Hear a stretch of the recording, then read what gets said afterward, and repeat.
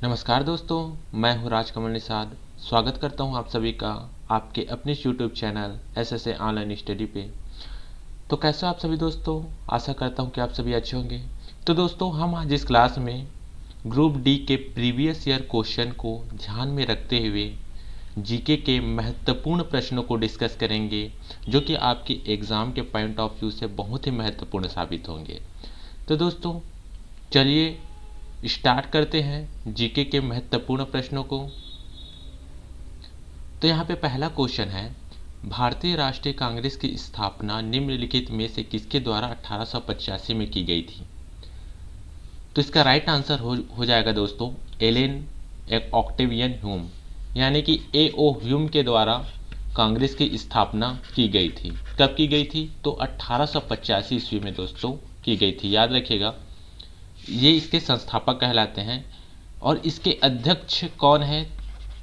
इसके अध्यक्ष कौन थे? भारतीय राष्ट्रीय कांग्रेस के पहले अध्यक्ष थे आपके व्योमेश चंद्र बनर्जी। याद रखिएगा दोस्तों, इसके पहले अध्यक्ष थे व्योमेश चंद्र बनर्जी। और यह कहाँ आयोजित किया गया था पहला अधिवेशन? तो पहला अधिवेशन बम्बई में आयोजित किया गया था। पहले यह पूना में आयोजित किया जाना था, लेकिन पूना में प्लेग फैल गया। इसी की वजह से यह पूना में आयोजित नहीं किया जा सका। फिर यह बम्बई में आयोजित किया गया। तो फिर यह पहला अधिवेशन हुआ आपका बम्बई में। याद रखिएगा दोस्तों, इसके संस्थापक सदस्यों की संख्या की बात करें, इसके सदस्यों की संख्या कितनी थी? तो 72 थी आपकी। याद रखिएगा दोस्तों, 72 इसके सदस्यों की संख्या थी। और 1912 में जब A.O. ह्यूम की मृत्यु हो गई, 1912 में A.O. ह्यूम की मृत्यु के बाद कांग्रेस ने इन्हें अपना जन्मदाता और पिता घोषित किया। क्या घोषित किया? जन्मदाता और पिता घोषित किया। किसने? इंडियन नेशनल कांग्रेस ने। ठीक है, तो इतनी सारी चीजें आप याद रखिएगा दोस्तों। चलिए अगले क्वेश्चन की ओर बढ़ते हैं। निम्नलिखित में से कौन सा परमाणु ऊर्जा संयंत्र उत्तर प्रदेश में स्थित है? तो दोस्तों, यहाँ पे रावत भाटा की बात करें तो रावत भाटा है आपका राजस्थान में, यह राजस्थान में स्थित है। काकरापार की बात करें तो यह गुजरात यानी कि सूरत में स्थित है, गुजरात के सूरत शहर में स्थित है काकरापार। तारापुर की बात करें तो यह महाराष्ट्र में है। याद रखिएगा दोस्तों, ये कहाँ है? महाराष्ट्र में है। जबकि नरौरा आपका राइट आंसर हो जाएगा। नरौरा है आपका यूपी में, नरौरा है आपका उत्तर प्रदेश में। याद रखिएगा, इसकी स्थापना हुई थी 1969 ईस्वी में, 1989 ईस्वी में इसकी स्थापना हुई थी। याद रखिएगा दोस्तों, नरौरा परमाणु ऊर्जा संयंत्र की स्थापना हुई थी 1989 में। कहाँ है ये? बुलंदशहर जिला में। कौन से जिला में है? तो यह बुलंदशहर जिला में है दोस्तों। याद रखिएगा, यह बुलंदशहर जिला में स्थित है। 1989 में इसकी स्थापना की गई थी। जबकि देश के पहले परमाणु ऊर्जा संयंत्र की बात करें तो वो है आपका तारापुर। तारापुर आपका देश का पहला परमाणु ऊर्जा संयंत्र है, जो कि महाराष्ट्र में स्थित है। इसकी स्थापना हुई थी 1969 में। इसकी स्थापना हुई थी 1969 में USA की सहायता से, संयुक्त राज्य अमेरिका की सहायता से इसकी स्थापना हुई थी। यह याद रखिएगा। और यह परमाणु शक्ति का सबसे बड़ा केंद्र है। ठीक है, चलिए अगले क्वेश्चन की ओर बढ़ते हैं। निम्नलिखित में से कौन सा जापान का द्वीप नहीं है? होकाइडो, होन्शु, शिकोकू या शिनकोए? तो दोस्तों, बात करें जापान की तो जापान में लगभग 3900 द्वीप है। लगभग 3900 द्वीप है, जिनमें से 4 बड़े द्वीप है। वो द्वीप कौन कौन से हैं? वो है एक होकाइडो, होन्शु, शिकोकू और एक है आपका क्यूशू, और एक है आपका चौथा है क्यूशू। तो ये 4 बड़े द्वीप है। तो जापान का जो द्वीप नहीं है वो है आपका शिनकोए। शिनकोए आपका राइट आंसर हो जाएगा। जबकि 4 बड़े द्वीप है, इसको याद रखिएगा, होकाइडो, होन्शु, शिकोकू और क्यूशू। अगर बात करें जापान के सबसे बड़े द्वीप की, तो ये पूछा जाता है एग्जाम में कि जापान के सबसे बड़ा द्वीप कौन सा है? तो है आपका होन्शु। याद रखिएगा दोस्तों, होन्शु आपका जापान का सबसे बड़ा द्वीप है।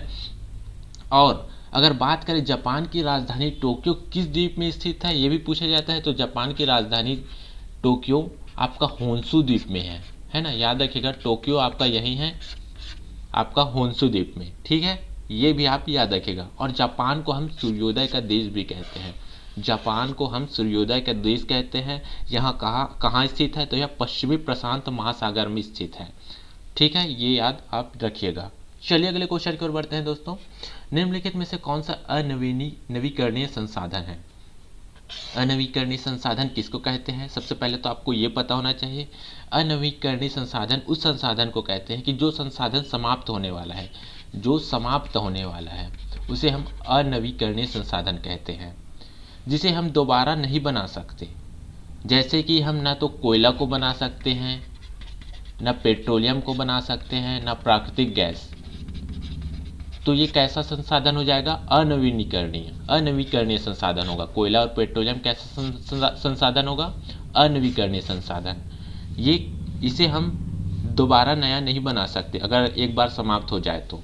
ठीक है, तो राइट आंसर हो जाएगा दोस्तों आपका इसमें से कोयला।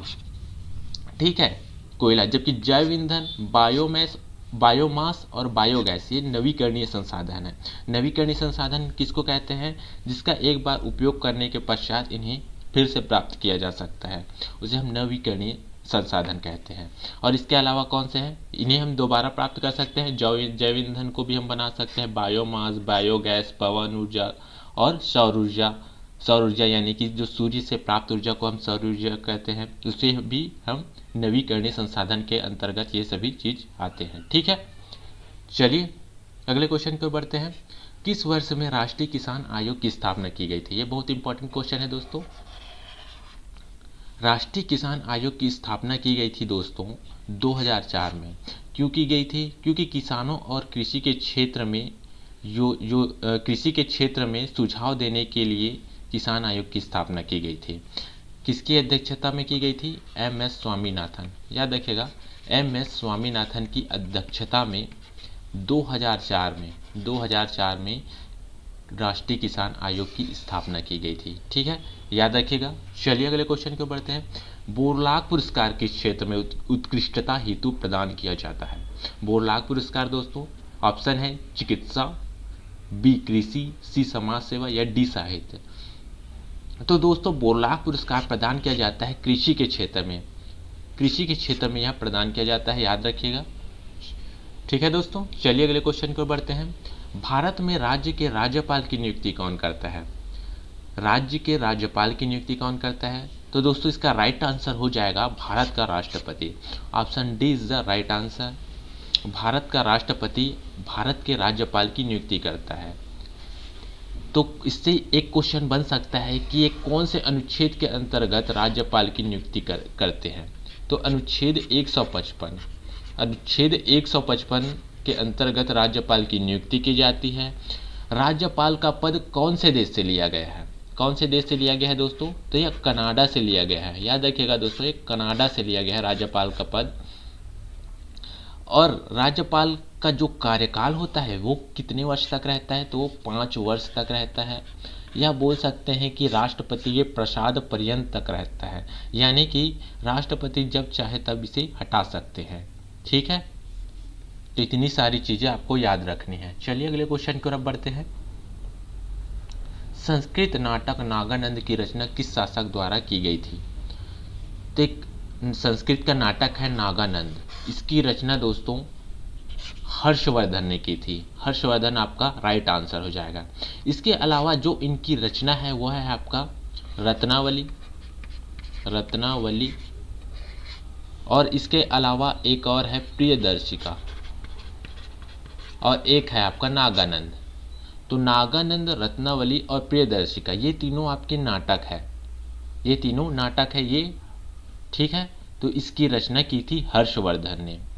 अगर हर्षवर्धन की बात करें तो हर्षवर्धन पुष्यभूति वंश से संबंधित थे। कौन से वंश से? तो पुष्यभूति वंश से। याद रखिएगा, पुष्यभूति वंश से ये संबंधित थे। ये पुष्यभूति वंश के प्रतापी शासक थे। इनका जो शासनकाल रहा है ये रहा है आपका 606 से 647 ईस्वी तक।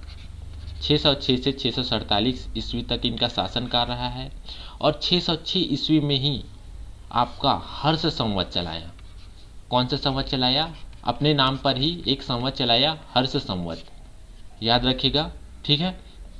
और हर्षवर्धन की कोई संतान नहीं थी, ये निसंतान थे। तो इनकी मृत्यु के पश्चात इस वंश का अंत हो गया, पुष्यभूति वंश का इसी कारण से अंत हो गया। ठीक है, याद रखिएगा। और एक याद रखने वाली बात यह है कि इनके जो दरबारी कवि थे, इनके एक दरबारी कवि भी थे, है ना, ये बहुत ज़्यादा इम्पोर्टेंट है, दरबारी कवि पूछा जाता है। इनके एक दरबारी कवि थे, उनका नाम है आपका बाण भट्ट, इनका नाम है बाण भट्ट। और इनकी जो रचना है वो है आपका हर्षचरित, इनकी जो रचना है वो है आपका हर्षचरित, याद रखिएगा, इनकी जो रचना है वह है हर्षचरित। ठीक है, तो इतनी सारी चीज़ें आप याद रखिएगा। चलिए दोस्तों, हम बढ़ते हैं अगले क्वेश्चन की ओर। निम्नलिखित 4 वेदों में से किस एक में जादुई माया व वशीकरण का वर्णन है? तो दोस्तों, जादुई माया व वशीकरण का वर्णन है आपका अथर्ववेद में। अथर्ववेद आपका राइट आंसर हो जाएगा। अथर्ववेद सबसे नवीन वेद है, सबसे नया वेद है, सबसे नवीन वेद है आपका अथर्ववेद। ठीक है, याद रखिएगा, इसमें जादुई माया, टोना टोटका, वशीकरण, औषधि प्रयोग, ब्रह्म ज्ञान, इन सभी चीज़ों का वर्णन है। अथर्ववेद के जो पढ़ने वाले पुरोहित हैं, इनके जो पढ़ने वाला पुरोहित, उनको हम ब्रह्मा कहते हैं, है ना, ब्रह्मा कहते हैं। ठीक है, अगर ऋग्वेद की बात करें तो ऋग्वेद सबसे पुराना वेद है, सबसे प्राचीन वेद है आपका ऋग्वेद। ऋग्वेद में किसके बारे में जानकारी मिलती है? तो आर्यों के राजनीतिक व सांस्कृतिक जीवन के बारे में जानकारी मिलती है। ठीक है, यजुर्वेद में किसके बारे में जानकारी मिलती है? तो यज्ञ व कर्मकांड के बारे में, यज्ञ व कर्मकांड के बारे में जानकारी मिलती है। सामवेद में संगीत के बारे में जानकारी मिलती है, यह संगीत से संबंधित है दोस्तों, है ना, संगीत से संबंधित है। तो याद रखिएगा, ऋग्वेद आर्यों से संबंधित है, यजुर्वेद यज्ञ व कर्मकांड से संबंधित है, अथर्ववेद जादुई माया व वशीकरण, टोना टोटका, इन सभी चीज़ों से संबंधित है, जबकि सामवेद संगीत से संबंधित है। ठीक है दोस्तों, तो आप इन चारों वेदों को आप याद रखिएगा दोस्तों। ठीक है, इतनी सारी चीज़ें आपको समझ में आ गई होगी। चलिए अगले क्वेश्चन को बढ़ते हैं। रामसर कन्वेंशन किससे संबंधित है? बहुत ही इंपॉर्टेंट क्वेश्चन है दोस्तों, एग्जाम में पूछा जाता है। रामसर कन्वेंशन क्या है ना, तो यह आर्द्र भूमि संरक्षण से संबंधित है। तो रामसर कन्वेंशन है क्या? रामसर कन्वेंशन ईरान के में एक जगह है, रामसर, ईरान में एक जगह का नाम है रामसर। वहाँ पर एक सम्मेलन आयोजित किया गया था। क्यों किया गया था? आर्द्र भूमि के संरक्षण के लिए, आर्द्र भूमि के संरक्षण के लिए रामसर पे एक सम्मेलन आयोजित किया गया था। और कब किया गया था? तो 1971 में आयोजित किया गया था आर्द्र भूमि के संरक्षण के लिए। ठीक है, और यहीं पर फिर समझौता लागू हुआ आर्द्र भूमि के संरक्षण के लिए। तो समझौता जो लागू हुआ तो वो हुआ आपका 1975 में। 1975 में समझौता लागू हुआ। और भारत ने रामसर सम्मेलन पर हस्ताक्षर कब किए? ये भी पूछा जाता है, सम्मेलन पर हस्ताक्षर कब किए? तो इन्होंने किया आपका 1982 में। भारत ने रामसर सम्मेलन पर हस्ताक्षर कब किए? तो 1982 में। अगर बात करें भारत के पहली रामसर स्थल की, भारत की पहली रामसर स्थल, है ना, रामसर साइट की बात करें पहली, तो वो है आपका चिल्का झील। याद रखिएगा, चिल्का झील भारत की पहली रामसर साइट है ना। और 2021 तक अब तक कुल 46 रामसर स्थल की खोज की जा चुकी है। ठीक है, 46 रामसर स्थल आपकी मान्यता दी जा चुकी है, 46 स्थलों को। ठीक है, तो इतनी सारी चीज़ें आपको याद रखनी है। चलिए अब अगले क्वेश्चन को बढ़ते हैं। निम्नलिखित संविधान संशोधनों में से कौन सा एक बताता है कि मंत्रिमंडल में कुल मंत्रियों की संख्या प्रधानमंत्री को सम्मिलित करते हुए लोकसभा के सदस्यों की कुल संख्या के 15% से अधिक नहीं होगी?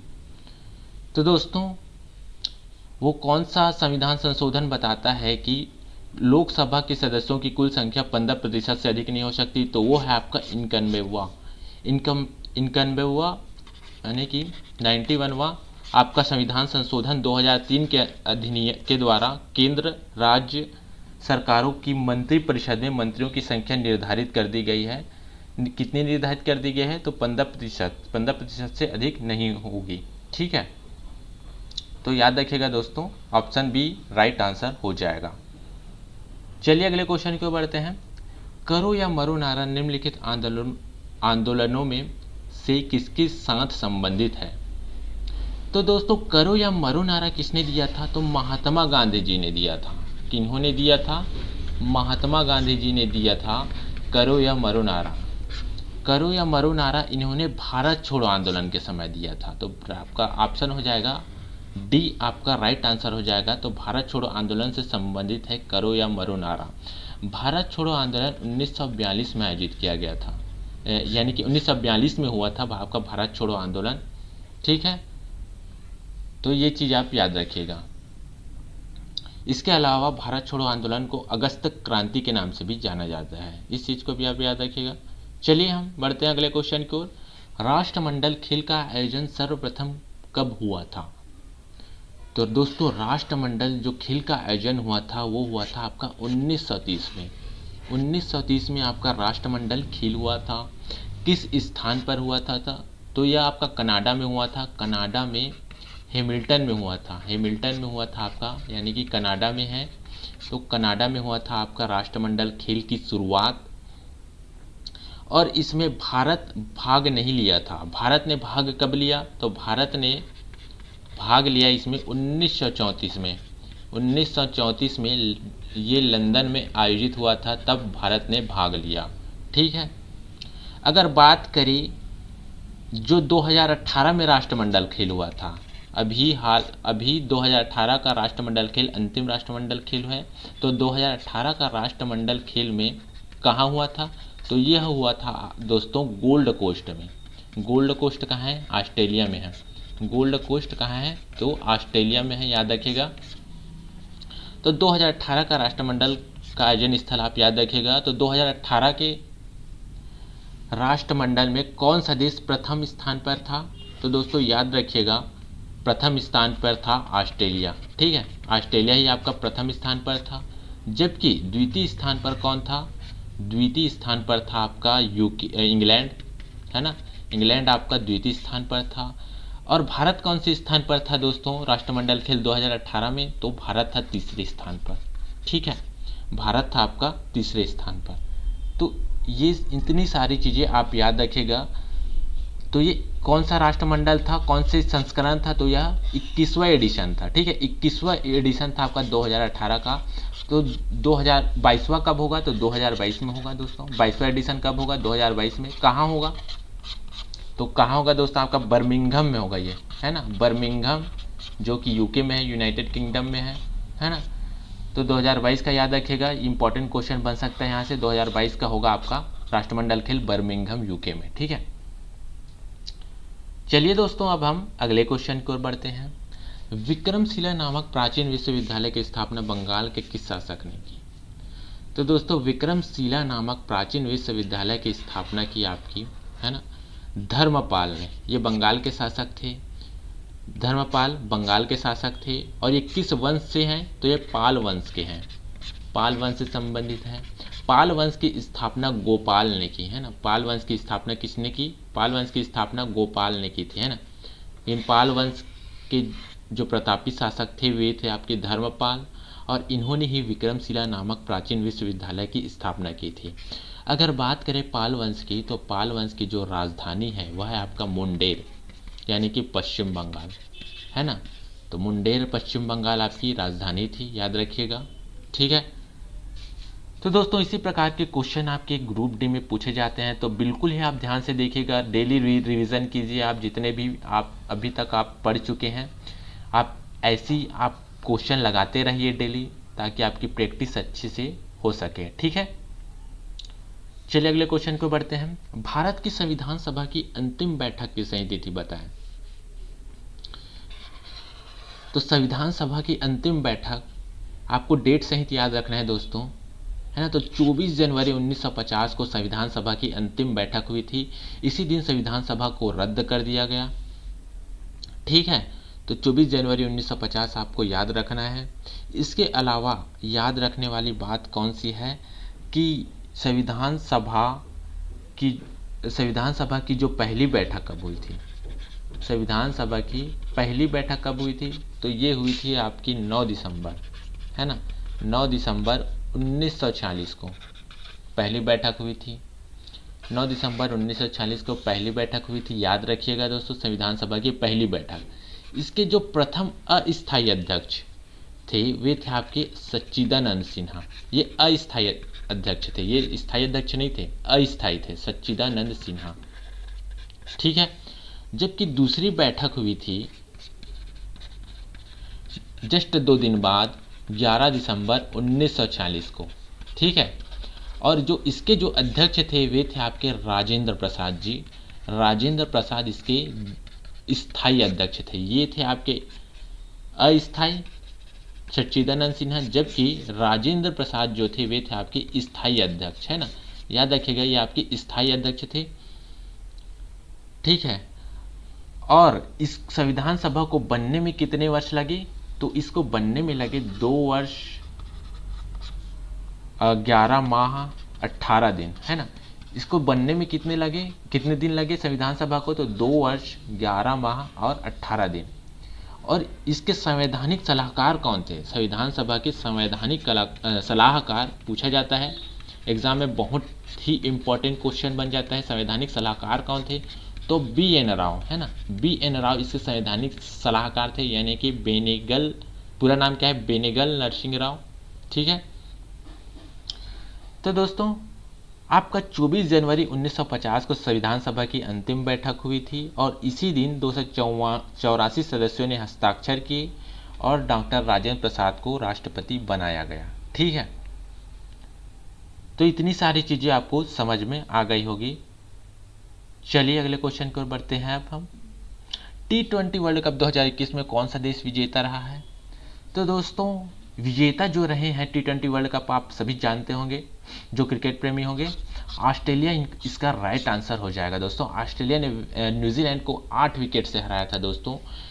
ऑस्ट्रेलिया ने न्यूजीलैंड को 8 विकेट से हराया था फाइनल में। और यह कहाँ आयोजित किया गया था दोस्तों? तो यह UAE और ओमान में आयोजित किया गया था। UAE और ओमान में आयोजित किया गया था। ठीक है। कितने टीमों ने भाग लिया था? तो 16 टीम ने भाग लिया था। T20 वर्ल्ड कप 2021 में कितने टीम ने भाग लिया था? तो 16 टीम ने भाग लिया था। याद रखिएगा ये चीज, है ना। मैन ऑफ द मैच कौन बने थे? तो आपका बने थे मिशेल मार्श। जबकि मैन ऑफ द सीरीज यानी कि प्लेयर ऑफ द सीरीज कौन बने थे? तो डेविड वार्नर। ये चीज भी आप याद रखिएगा। ठीक है। चलिए अगले क्वेश्चन की ओर बढ़ते हैं। निम्न में से किस प्रकार की चट्टानों में कोयला और पेट्रोलियम पाए जाते हैं? तो दोस्तों कोयला और पेट्रोलियम पाए जाते हैं आपके अवसादी चट्टानों में। अवसादी चट्टानों में आपका कोयला और पेट्रोलियम पाया जाता है। अवसादी चट्टान द्वितीयक प्रकार का एक चट्टान है ना। इसमें जीवाश्म पाया जाता है। इसमें दोस्तों इसमें जीवाश्म पाया जाता है। इसी की वजह से यहाँ कोयला और पेट्रोलियम के भंडार होते हैं। किन चट्टानों में? अवसादी चट्टानों में। 3 प्रकार के चट्टान होते हैं दोस्तों, आग्नेय चट्टान, कायांतरित चट्टान और अवसादी चट्टान। ठीक है, याद रखिएगा। तो आग्नेय चट्टानों में जीवाश्म नहीं पाया जाता। ठीक है, याद रखिएगा, आग्नेय चट्टानों में जीवाश्म नहीं पाया जाता। और इसके उदाहरण कौन कौन से हैं? तो इसमें पाए जाते हैं आपके ग्रेनाइट और बेसाल्ट। ठीक है, याद रखिएगा दोस्तों, ग्रेनाइट और बेसाल्ट पाया जाता है। और कायांतरित चट्टान का उदाहरण है आपका संगमरमर। संगमरमर इसका उदाहरण है, इसको आप याद रखिएगा। ठीक है, तो चलिए अगले क्वेश्चन को बढ़ते हैं। अलाउद्दीन खिलजी के आक्रमण के समय देवगिरी का शासक कौन था? रामचंद्र देव, प्रतापरुद्र देव, मालिक कफूर या राणा रतन सिंह? तो दोस्तों देवगिरी के शासक कौन थे? देवगिरी का शासक थे आपके रामचंद्र देव। रामचंद्र देव ने कर देना बंद कर दिया था। इसी कारण से 1307 ईस्वी में आपका अलाउद्दीन खिलजी ने मलिक कफूर के नेतृत्व में आक्रमण कर दिया था, है ना। उस समय अलाउद्दीन खिलजी ने आपका बहुत सारे आक्रमण लड़े गए, लेकिन दक्षिण भारत में जब आक्रमण हुआ तो उस समय जो नेतृत्व करता थे अलाउद्दीन खिलजी के, वे थे आपके मलिक कफूर, है ना। तो मलिक कफूर आपके नेतृत्व करता थे, ये ही आपके सभी युद्ध में जाते थे। ठीक है, तो याद रखिएगा दोस्तों, रामचंद्र देव देवगिरी के शासक थे, आप इसे याद रखिएगा। ठीक है, यह 1307 ईस्वी में लड़ा गया था। चलिए अगले क्वेश्चन की ओर बढ़ते हैं। भारत के राष्ट्रपति व उपराष्ट्रपति के पद खाली होने की स्थिति में जो व्यक्ति राष्ट्रपति के पद का निर्वहन करेगा वह है। तो दोस्तों जब भारत का राष्ट्रपति के पद खाली रहता है तो उसके जगह उपराष्ट्रपति राष्ट्रपति के पद का निर्वहन करता है। लेकिन जब भारत का राष्ट्रपति व उपराष्ट्रपति के भी पद खाली रहेगा तो राष्ट्रपति के जो पद का निर्वहन करेगा वह होगा आपका भारत का मुख्य न्यायाधीश। भारत का मुख्य न्यायाधीश इसका निर्वहन करेगा, है ना। अगर क्वेश्चन आए कि भारत का मुख्य न्यायाधीश भी अगर अनुपस्थित रहे तो जो उस वरिष्ठ न्यायाधीश है ना, तो वरिष्ठ न्यायाधीश को बनाया जाएगा आपका राष्ट्रपति के पद के लिए, ठीक है। राष्ट्रपति के पद का निर्वहन कौन करेगा? अगर भारत का मुख्य न्यायाधीश भी अनुपस्थित हो, खाली हो, तो वरिष्ठ न्यायाधीश, ठीक है।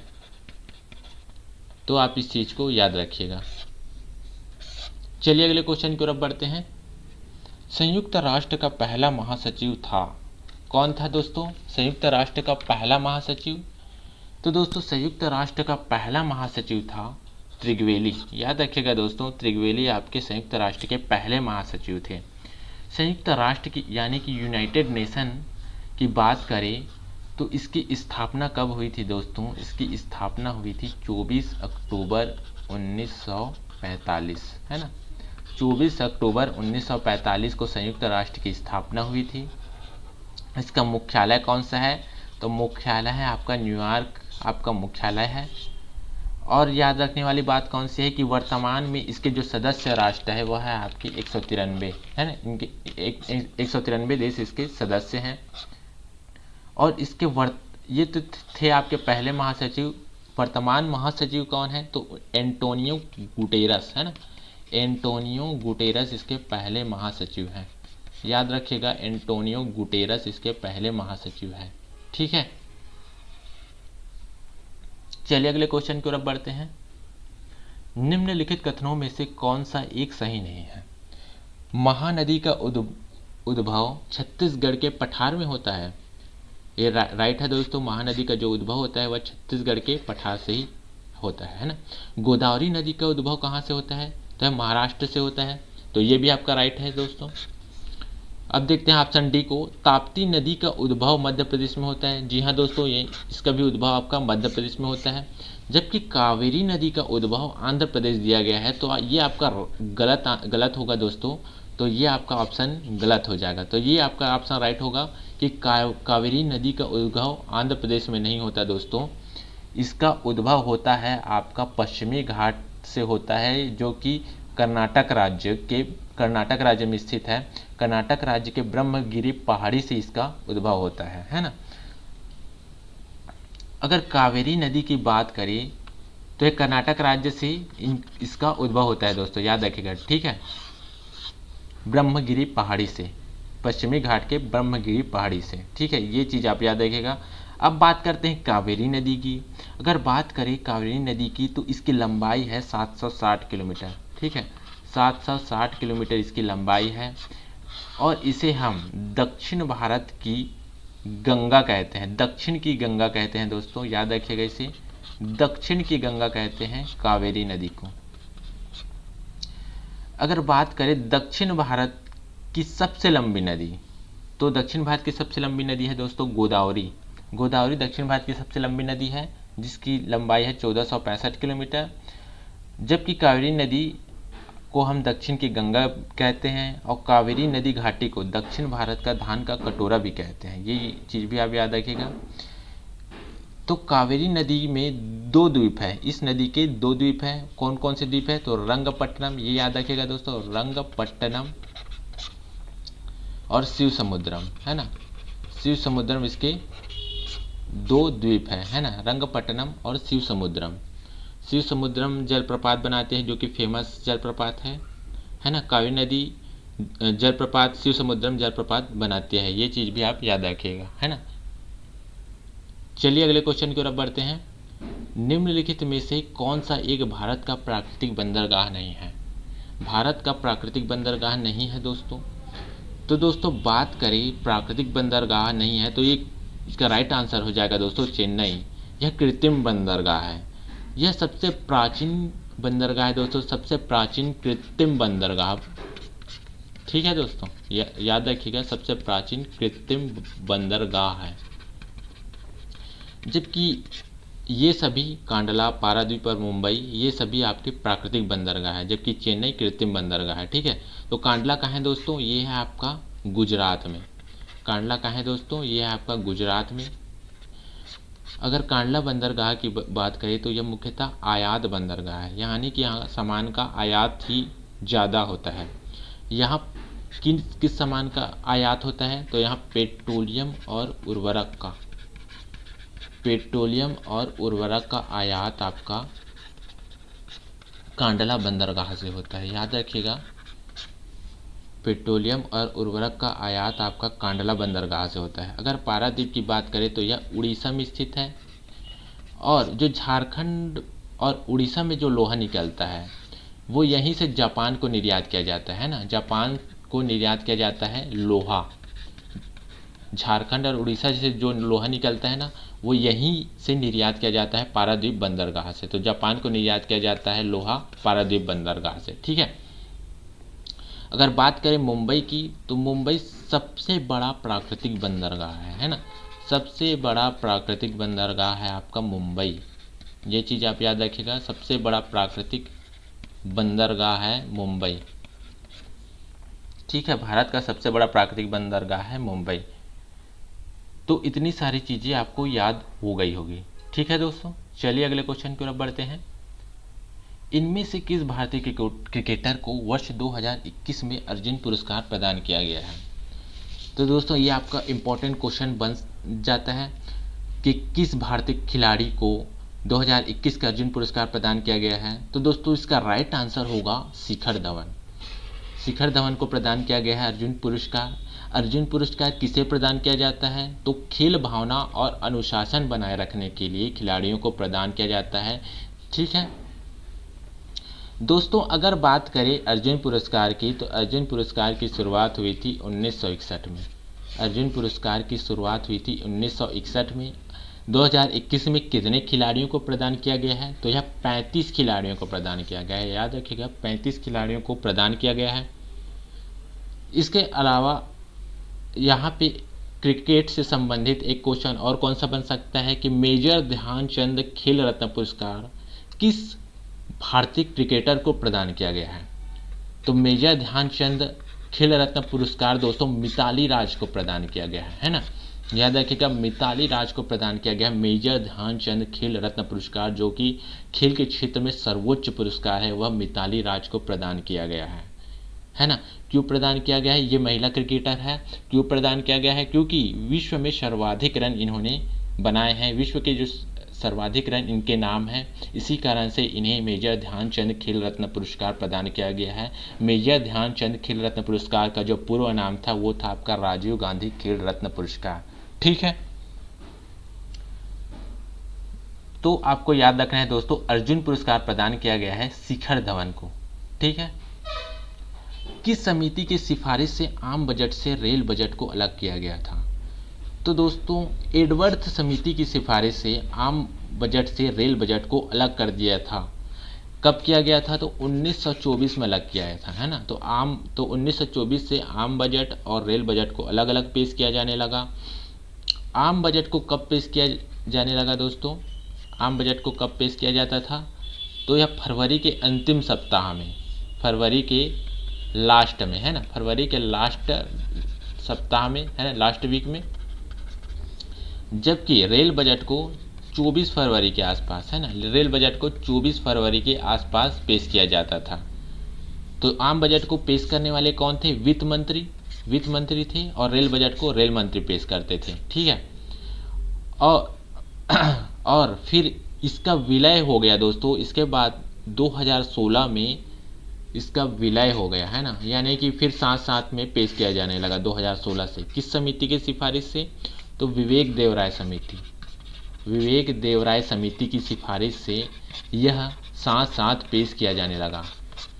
ठीक है, साथ साथ पेश किया जाने लगा विवेक देवराय समिति की सिफारिश से। एक क्वेश्चन बन सकता है कि बजट निर्माण कौन करता है? बजट निर्माण का अंतिम दायित्व किस पर होता है? तो वित्त मंत्रालय के ऊपर होता है। ठीक है, याद रखिएगा। चलिए अगले क्वेश्चन की ओर बढ़ते हैं दोस्तों। भारत में जिप्सम उत्पादन में निम्नलिखित में से किस राज्य का एकाधिकार है?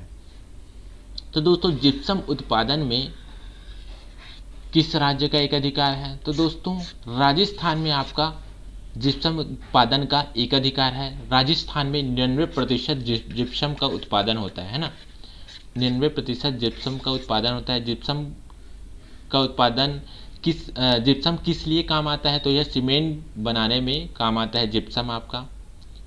तो जिप्सम आपका राजस्थान में पाया जाता है सर्वाधिक, ये याद रखिएगा।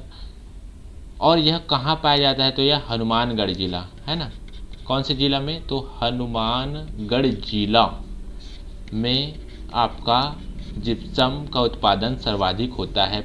यह हनुमानगढ़ जिला फेमस है जिप्सम उत्पादन के लिए, ठीक है। तो दोस्तों आज का सेशन हम यहीं पे समाप्त करते हैं। आशा करता हूँ कि आपको ये वीडियो पसंद आई होगी। अगर आपको ये वीडियो पसंद आई है तो प्लीज़ आप इसे लाइक कीजिए, शेयर कीजिए और चैनल को सब्सक्राइब जरूर कीजिए, ताकि हमको मोटिवेशन मिलती रहे, ठीक है। तो चलिए दोस्तों हम विदा लेते हैं, तब तक के लिए बाय बाय, टेक केयर।